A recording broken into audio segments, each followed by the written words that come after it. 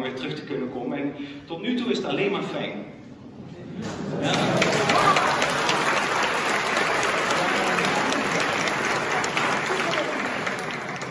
De ketelballade, het hoogtepunt.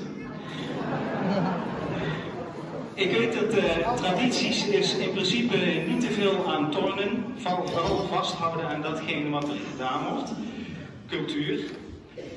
Maar ik heb een klein verzoekje. Wij hebben 2 leden in ons orkest, die zijn meer dan 70 jaar lid. Ja, dat is echt uniek. Dat is Rien Ham. Hier op de fluit.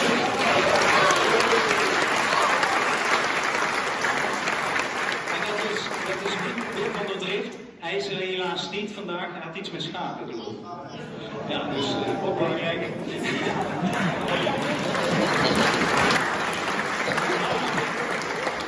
Nou gaat er op een gegeven moment in de tekst, in het laatste refreintje gaat het over Jan de Schilder.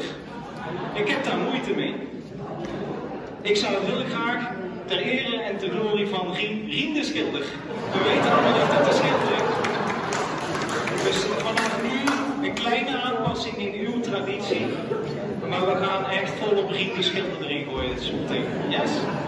Mag ik u vragen te gaan staan, want dit is Ketels moment.